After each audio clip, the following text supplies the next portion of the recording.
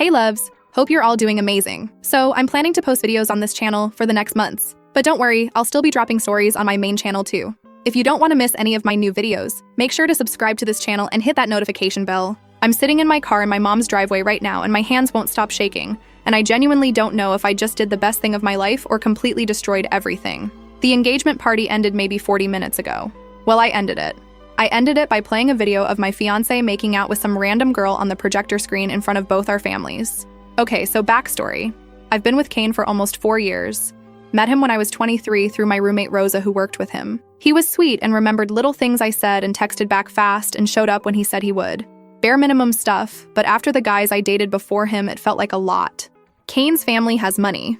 Like old Savannah money. His dad Gerald owns commercial properties all over Georgia.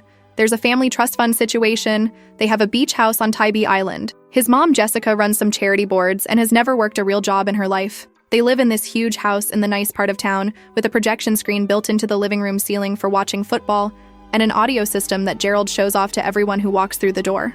My family is the opposite. My mom, Camille, does medical billing. My stepdad, Orlando, drives delivery trucks. I grew up in a 3-bedroom rancher in Douglasville where we put a bucket under the kitchen sink when it rained because the pipes leaked. I'm not complaining about my childhood, I'm just saying Kane's parents made it very clear from day one that I wasn't what they wanted for their son. His mom, Jessica, never said it directly, but she had this way of making me feel like garbage. Comments about my clothes, my nails, asking where I went to school in this tone like she already knew and was just waiting for me to embarrass myself. Kane always told me I was imagining things, said his mom loved me, said I was being paranoid and sensitive. Here's what I should have noticed earlier. Kane never once defended me to his family. Not once in 4 years. When Jessica made comments, he changed the subject.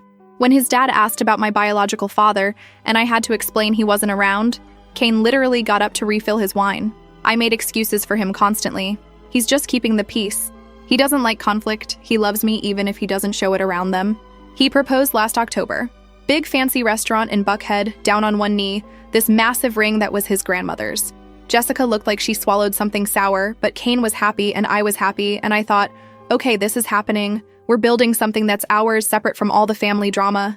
The engagement party planning was a nightmare. Jessica wanted her country club. My mom wanted a banquet hall near us. Somehow we quote-unquote compromised on having it at Kane's parents' house, which wasn't really a compromise at all. Jessica controlled everything. The decorations were wrong, the napkins were wrong, the playlist I suggested was wrong. I was exhausted. Last night was supposed to be Kane's bachelor hangout thing. Just him and his friends at some club in Midtown. His best friend since childhood is this guy Simon, who I actually like. He's one of the few people in Kane's world who treats me like a normal person. Simon's girlfriend Raina and I hang out sometimes. So when Kane said he was going out with Simon and the guys, I told him to have fun. Don't get too drunk. See you tomorrow at the party. I went to bed early because I had to be up at 6 to help with setup, and also because I was running on fumes from months of Jessica's criticism. Around midnight, my phone buzzed. I thought it was Kane being drunk and cute, so I checked it, and it was Simon asking if I was awake and could I call him. It was important. The way he worded it was weird. Careful. So I called. Simon picked up immediately, and I could hear the club behind him, the bass, people yelling. He said he was outside smoking, and he had to tell me something, and he was sorry. He was really sorry. But he couldn't let me go into tomorrow without knowing. I told him to just say it. He said Kane was inside with some girl, that they'd been all over each other for an hour, that it started with dancing and then Kane pulled her into a corner booth and Simon saw them making out. He said he confronted Kane about it, reminded him that his fiancé was home and his engagement party was tomorrow, and Kane told him to mind his own business, said it was just fun, said I didn't need to know. I asked Simon if he was sure, like maybe the lighting was bad, maybe he saw wrong. Simon said he had video. He took video because he knew Kane would deny it and he knew I would need proof. He sent it to me while we were still on the phone. I watched it 3 times. Club lighting, but you could see his face clear as day. Kane with this girl pressed against the booth, his hands on her waist, kissing her like I didn't exist. Like we hadn't spent 4 years together. Like he hadn't told me that morning he couldn't wait to celebrate our future. The video was maybe 40 seconds. At the end, you can hear Simon in the background going, "Dude, what the hell?" and Kane pulling back, laughing, telling him to relax. Simon kept apologizing. Said he knew this was the worst timing possible, but he couldn't let me find out later or marry someone who would do this. He said Kane was still inside, still with her, and he didn't know what to do. I told him to go back in and act normal. Don't let Kane know he called me. I didn't sleep. I sat in the dark staring at that video over and over. 4 years, 4 years, and he couldn't keep it together for one more night. Couldn't even pretend to respect me until after the party his parents were spending thousands on. The thing that kept looping in my head wasn't even the kiss. It was what Simon said Kane told him, that it was just fun, that I didn't need to know. Like I was some idiot who could be managed. Like our entire relationship was just him keeping me happy enough to not ask questions while he did whatever he wanted. Around 4 a.m., I made a decision. I wasn't going to cancel the party. I wasn't going to confront him alone where he could spin some story and cry and apologize until somehow I ended up feeling bad for him. I wasn't going to be managed anymore. Both families would be there. His parents who looked down on me for 4 years. My mom who worked overtime to help pay for my dress. Everyone in one room to celebrate our engagement. And they were going to see exactly who they were celebrating. I texted Simon at 5 a.m. asking him to send the highest quality version of the video. Then I asked if he could help me with something, and I'd explain later. He said yes without asking what. Kane got home around 2 a.m. according to our Ring doorbell. Stumbled in drunk, passed out on the couch. When I came downstairs at 6, he was still snoring with his shoes on. I stepped over him and drove to his parents' house for setup. Jessica was already directing caterers. Barely looked at me, just pointed at decoration boxes and told me to handle the centerpieces. The same ones she said were wrong 2 weeks ago. I smiled and said of course. The formal speeches were scheduled for 4. Gerald was going to talk, then Kane, then champagne and toasts. The projection screen was already down because Gerald had put together a slideshow of relationship photos as a quote surprise for me. The whole system runs through a tablet on the kitchen counter. Gerald showed me how it worked probably 10 times over the years. Simon showed up around noon saying he was there to help move furniture. I pulled him into the study and told him my plan. He went pale, asked if I was sure, said this was going to blow up everything. I told him that was the point. He stared at me for a long minute, then nodded and said Kane had been his best friend since they were 12, but what he did was unforgivable, and he deserved whatever happened. By 2, the house was packed. Gerald's coworkers, Jessica's country club friends, my mom and Orlando looking uncomfortable in their nice clothes, surrounded by designer everything. My little brother with his girlfriend. My grandma who drove 2 hours to be there. 60 people. Kane showed up at 2:30 looking rough but hiding it. Found me in the kitchen, wrapped his arms around me from behind, whispered that he was sorry he was late and he loved me and tonight was going to be perfect. I almost backed out, almost turned around and confronted him right there just to make it stop. Then Jessica walked in and saw us and made some comment about how Kane looked tired and I should be taking better care of him. Like his hangover was my fault. Something in me just locked into place. 4 o'clock. Gerald clinked his glass, started his speech about family legacy and how happy he was Kane found someone and commitment and honoring traditions. My mom squeezed my hand and whispered she was proud of me. Kane stood behind me with his hand on my back, playing the perfect fiancé. Gerald finished and said before Kane spoke there was a special video presentation. Lights dimmed. Everyone faced the screen. The slideshow started. First date photos, trips we took, holidays, everyone doing the all thing. Then the slideshow ended. 2 seconds of black. Then the club video started playing. Dark at first. Then the camera adjusted and there was Kane. Clear as day. This girl pressed against the booth, his hands on her, kissing her like I was nothing. Simon's voice in the background saying, "Dude, what the hell?" Kane pulling back, laughing, telling him to relax. 40 seconds. 60 people watching my fiancé cheat on me 12 hours before this party. When it ended, I stepped away from Kane and turned to face the room. Nobody moved. My mom had her hand over her mouth. Orlando was staring at the blank screen. Jessica looked like she might collapse. Gerald's face was dark red. Kane grabbed my arm, started saying my name. Wait, it's not what it looks like. We need to talk about this in private. I yanked away from him and said loud enough for everyone to hear that I was done being managed. That if he wanted to humiliate me, he should have waited until after the party. That I spent 4 years letting his family treat me like garbage and 4 years letting him refuse to defend me, and I was done. Jessica walked across the room, stood right in front of Kane. Her face was blank, but her eyes were something I've never seen before. She asked him if it was true, if the video was from last night. Kane started with the excuses. He was drunk. It didn't mean anything. He loves me. This is being blown out of proportion. Jessica let him talk for maybe 10 seconds. Then she slapped him, hard. Gerald stepped forward. He told Kane to give him the ring. Kane looked at me like I was supposed to help him, like I would step in and say, "No, Dad, it's fine, we're still getting married." I didn't say anything, just looked at him. He took off the ring and handed it to his father. Then Gerald said they would be discussing the trust situation with the family lawyers on Monday. He said it loud enough that everyone around us heard it and the whispers started immediately. Kane started saying that wasn't fair. One mistake shouldn't cost him everything. Dad was overreacting.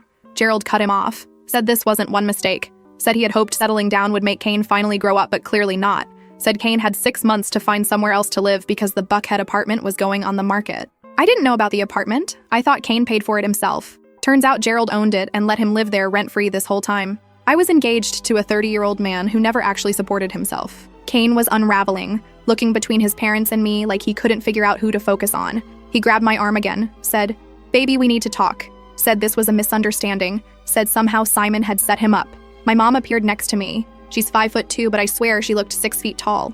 She told Kane to step away from her daughter right now before she called the police. Said if he thought he was going to weasel out of this with sad eyes, he had another thing coming. Kane kept trying. Said it was between me and him. Said our families didn't need to be involved. Said we could work this out if everyone would just calm down. Then Jessica laughed.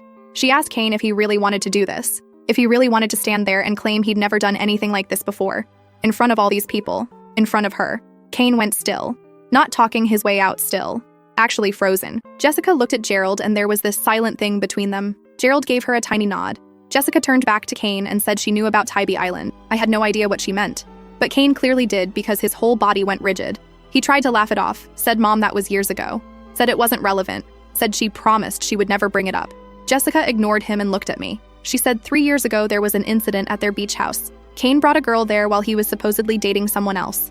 The other girl found out, showed up. There was a whole scene and Gerald had to pay to make things go away. She said she told Kane back then that if he ever embarrassed the family like that again, there would be consequences.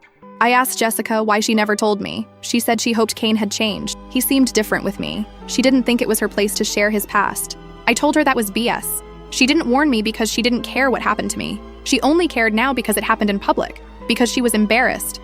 Not because of what Kane did, but because everyone saw. She didn't deny it, just looked away.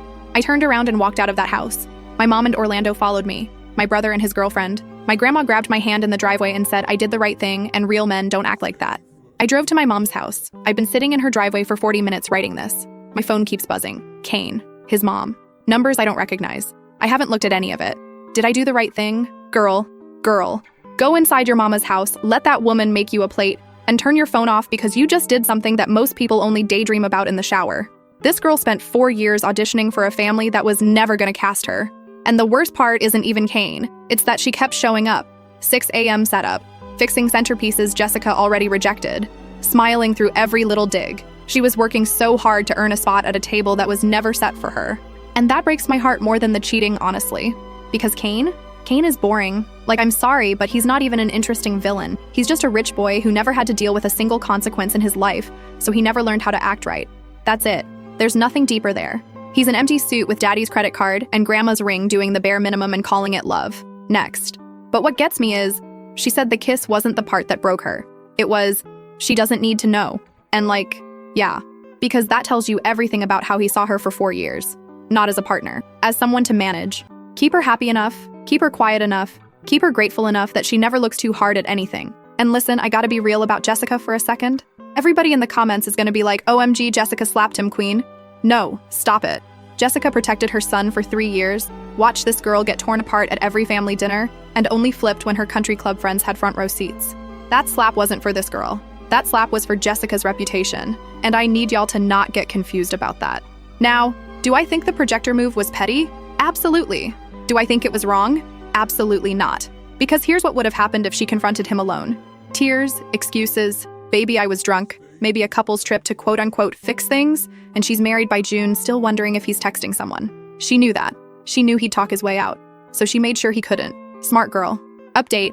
Okay, wow. So my original post kind of exploded and I've been trying to read through comments, but there's so many. And also my life has been absolute chaos since Saturday, so I haven't had much time. So Saturday night after I posted, I finally went inside my mom's house. She had tea ready and my stepdad Orlando was sitting at the kitchen table looking like he wanted to punch something. My grandma had gone home, but she texted me a bunch of heart emojis and told me to call her whenever I needed. I showed my mom all the texts Kane had been sending while I was sitting in the car. By that point, there were like 40 of them. The first ones were apologetic, saying he was sorry and he loved me and please just talk to him. Then they got more frantic, asking where I went and why I wasn't responding and saying he was worried about me. Then around the 20th text, he started getting annoyed, saying I was being childish by ignoring him and that adults communicate and we couldn't work anything out if I wouldn't even answer. My mom read through them and just shook her head. She said a man who cheats on you the night before your engagement party and then calls you childish for being upset has no business being anyone's husband. Orlando said something about how if Kane showed up at their house, he would handle it. I told him I appreciated that, but I didn't want anyone getting in trouble because of me. I didn't sleep much that night. Every time I closed my eyes, I just saw that video playing on the big screen. Kane's hands on that girl. The way he laughed when Simon confronted him. The way he told Simon to relax like it was nothing, like I was nothing. Sunday morning, I woke up to even more texts. Kane had shifted tactics overnight. Now he was saying he understood why I was upset, but I had to understand his side too. He said the pressure of the engagement and his parents' expectations and trying to make everyone happy had been building up for months. He said he felt like he was suffocating and he made a stupid drunk decision and it didn't mean anything. He said the girl meant nothing. He didn't even remember her name. Then he said we needed to talk face to face because texting was making everything worse. He said he was coming to my mom's house and we could talk like adults. I texted back for the first time since everything happened. Told him not to come here. Told him I wasn't ready to see him. He responded immediately saying he was already in his car. I hate when he does that. He always made decisions and then informed me after like my input didn't matter. Like I was just supposed to go along with whatever he decided. I told my mom he was coming and she got this look on her face. She said she would handle it. I said no, I would handle it, but I wanted her and Orlando nearby just in case. 20 minutes later, Kane pulled up in front of the house. He drives this silver BMW that his dad bought him for his birthday 2 years ago. Another thing I didn't find out until after we were already serious. He got out and walked up to the front door and I met him on the porch because I did not want him inside my mom's house. He started talking immediately, saying he knew he messed up, saying he was so sorry, saying he had no excuse and he wasn't going to try to make one, then immediately trying to make one, going into the whole thing about pressure and expectations and feeling trapped, and the guys kept buying shots and the girl came on to him and before he knew it, things got out of control. I let him talk for a while, just stood there with my arms crossed listening to him go through his whole speech. When he finally stopped, I asked him if that was it, if that was his big explanation. He looked confused. Said yes, that was what happened. He was being completely honest with me. I asked him why he told Simon that I didn't need to know. Not that it was a mistake. Not that he felt guilty. That I didn't need to know. Like I was some problem to be managed. Kane said he didn't mean it like that. Said he was drunk and Simon was overreacting and he just wanted Simon to drop it so they could enjoy the rest of the night. I said so you wanted to enjoy your night making out with some random girl and then come home to me and act like nothing happened and marry me without ever telling me the truth. He said no, that's not, he would have told me eventually, he just didn't want to ruin the engagement party over something that didn't mean anything. I laughed at that. I said you didn't want to ruin the engagement party? I asked what exactly he thought I was supposed to do after Simon sent me that video. Just show up and smile and toast to our future knowing what he did 12 hours before? Kane said I could have confronted him privately, that I didn't have to humiliate him in front of both families, that what I did was cruel and vindictive and not the person he fell in love with. And here is where I lost it a little bit. I told him that he humiliated me, that he made the choice to cheat on me the night before our engagement party in a public club where anyone could see him, that Simon didn't go looking for that video. Kane just did it right out in the open, like he didn't care who saw. I told him I spent 4 years letting his family make me feel like I wasn't good enough, and 4 years watching him refuse to defend me, and I was done protecting his feelings when he clearly never cared about mine. Kane started getting worked up, said that wasn't fair, said he always cared about me, said his family situation was complicated and I didn't understand the pressure he was under. I asked what pressure. His dad gave him an apartment rent-free. He had a trust fund waiting for him. He had a job lined up in the family business. What pressure? He said the pressure of living up to Gerald's expectations, the pressure of being the only son and having to carry on the family name, the pressure of knowing that one wrong move could cost him everything. I said, well, congratulations. You made the wrong move. He went quiet for a second. Then he said his dad was serious about the trust fund, that the lawyers were meeting on Monday and Gerald was talking about cutting him off completely. He said his mom wasn't returning his calls. He said Simon wouldn't speak to him. He said his whole life was falling apart and I had to understand that he was sorry and we could fix this together if I would just give him a chance. I asked him why he thought I would want to fix anything with him. He said because we loved each other. Because 4 years meant something. Because he made one mistake and I was throwing away our entire future over it. I told him that one mistake was all it took. That if he could do this the night before our engagement party, he could do it any time. Next week, next month, after we were married, after we had kids. How was I supposed to trust him ever again? He said I could trust him because he learned from this. Because losing me was the wake-up call he needed. Because he would spend the rest of his life making it up to me if I would just let him. I asked about Tybee Island. His face changed immediately. He asked what about it. I said his mom told everyone at the party that this wasn't the first time, that he did the same thing to some other girl 3 years ago, that his dad had to pay to make it go away. Kane got this look like he was trapped, said that was different, said that was before we got serious, said the other girl was crazy and made a huge scene over nothing. I asked if making out with someone else while you're in a relationship was nothing. He said it was complicated, that the girl he was dating then was jealous and controlling and he felt suffocated and he made a bad choice, and his parents blew it out of proportion. I told him it was interesting how he always felt suffocated, how there was always some excuse. The other girl was crazy, I didn't understand the pressure, he was drunk, the girl at the club came on to him. Nothing was ever his fault. He started getting frustrated. Said he was trying to be honest with me and I was making it into something it wasn't. Said if I was just going to attack everything he said, then what was the point of talking? I said the point was that I wanted to hear him actually take responsibility for once instead of making excuses. I said I wanted to hear him admit that he cheated on me because he wanted to, not because he was pressured or drunk or stressed or whatever other reason he came up with. He stood there for a minute not saying anything. Then he said fine. He cheated because in that moment he wanted to, because the girl was hot and she was into him and it felt good to be wanted without all the baggage. He said he knew it was wrong and he did it anyway and he was sorry. I said thank you for finally being honest. Then I told him we were done, that I didn't want to see him again, that he could figure out how to get my stuff from his apartment and leave it with Rosa. He said I couldn't be serious, that I was throwing away 4 years because he made out with someone one time. I said I was throwing away 4 years because he showed me who he really was, and I finally believed him. He got angry then, said I was going to regret this. Said when I calmed down and realized what I was giving up, I would come crawling back and he might not be there waiting. Said I thought I was so much better than him, but I was the one who humiliated him in front of everyone. I was the one who played that video like some psycho. I was the one who ruined his life. My stepdad must have been listening from inside because the front door opened and Orlando stepped out onto the porch. He's a big guy, over 6 feet, and he just stood there looking at Kane without saying anything. Kane shut up immediately, looked at Orlando, looked at me, and walked back to his car. Monday came and I had to go back to work because I can't afford to take time off. Some of my coworkers had heard about what happened through the social media grapevine. Most people were supportive. A few made comments about how dramatic the whole thing was, like maybe I could have handled it differently. I told those people that unless they had suggestions for how to handle finding out your fiancé is a cheater 12 hours before your engagement party, they could keep their opinions to themselves. Monday afternoon, I got a text from Raina, Simon's girlfriend. She said the lawyers' meeting happened and it was bad. She said Gerald went through with it. Kane was officially cut off from the trust fund. Something about a morality clause that was always in the paperwork, but nobody thought Gerald would actually use. She said Kane was losing it, calling everyone trying to figure out how to fix this. Tuesday, Raina texted again saying Jessica finally broke her silence. Apparently, she called Kane and told him she was ashamed of him, not just for the cheating, but for the way he acted at the party, for the excuses, for the fact that he still hadn't truly apologized to anyone. She told him that she had spent years defending him to Gerald, telling Gerald that Kane would grow up eventually, and Kane had just proven her wrong in front of everyone they knew. She told him he needed to figure out how to be a man, because right now she didn't recognize him. That surprised me, honestly. I expected Jessica to defend Kane no matter what. But I guess there's a limit even for her. And watching her son get exposed as a cheater in her own living room, was it? Wednesday, I went to get my stuff from Kane's apartment. I brought Rosa with me because I didn't trust myself to be alone with him, and also because Rosa has been dying to tell Kane off since this started. When we got there, his car wasn't in the garage, so I figured we were good. Used my key because he never asked for it back. The apartment was a disaster, like genuinely disgusting. Takeout containers everywhere, empty bottles, clothes on the floor. Less than a week, and the place looked like it hadn't been cleaned in months. Rosa was walking through making comments about what a pig he was when we heard keys in the door. Kane walked in and stopped when he saw us.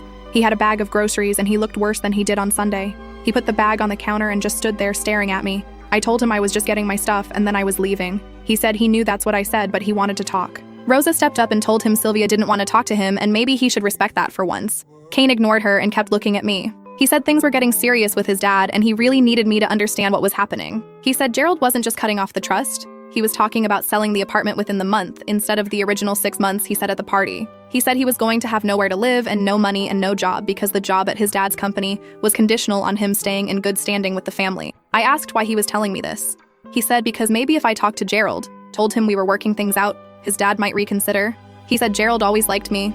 He said if Gerald thought there was a chance we were getting back together, he might back off on the punishment. I literally could not believe what I was hearing. This man cheated on me, blamed me for exposing him, threatened that I would regret leaving him, and now he wanted me to help him convince his dad to give him money. I told him no. He said I didn't have to mean it. I could just tell Gerald we were talking and trying to figure things out, just buy him some time to get his dad to calm down. Then later we could say it didn't work out and nobody would blame me.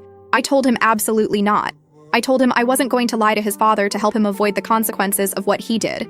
I told him this was exactly the problem. He always wanted someone else to fix things for him, to manage his problems, to make everything okay, so he never had to actually face anything. He said I was being stubborn. Said this wasn't about us anymore, this was about his whole life falling apart. Said if I ever cared about him at all, I would do this one thing. Rosa jumped in and told him he had some nerve asking Sylvia for anything after what he did. She said he should have thought about his life falling apart before he decided to make out with club girls the night before his engagement party. Kane told Rosa to stay out of it. This was between him and me. I told him Rosa was right. I told him I was done being the person who fixed things for him. I grabbed my bag of stuff and told Rosa we were leaving. Kane stepped in front of the door. He said he wasn't letting me leave until I agreed to help him. said I owed him that much after publicly destroying his life. Rosa pulled out her phone and said she was calling the police if he didn't move. He looked at her, looked at me, then stepped aside.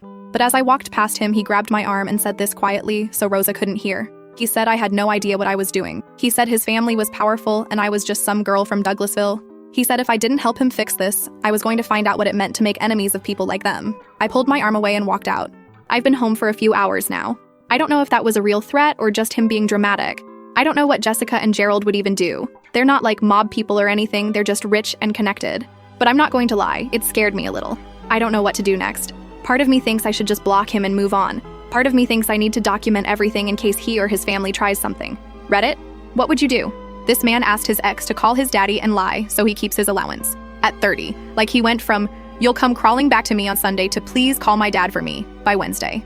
The crawling came from inside the house and he doesn't even see it. His apartment after 5 days alone is giving post-apocalyptic. Takeout boxes, bottles, clothes everywhere. Sir, you didn't lose a fiancé, you lost a zookeeper. Someone was literally keeping you alive this whole time and you didn't even notice. Simon set me up. Kane. Did Simon put a gun to your head and say kiss that girl or else? Did Simon install a tractor beam in her lips? Like at what point do we just admit that your mouth is your responsibility? Groundbreaking concept, I know. You're just some girl from Douglasville. Okay, and you're a 30-year-old man who can't operate a trash can without a trust fund. She went back to work on Monday. You're out here calling everyone in your contacts like a human GoFundMe. But yeah, she's the small one, sure. Last update. Okay, so I know it's been a while since I posted, but honestly, I needed some time away from this whole situation, and also things kept happening, and I wanted to wait until there was an actual ending to update you guys. So where did I leave off? Kane threatened me at his apartment, said his family was powerful, and I would find out what it meant to make enemies of people like them. I was scared, honestly. Didn't know what to expect. Turns out I didn't need to worry about Jessica and Gerald at all.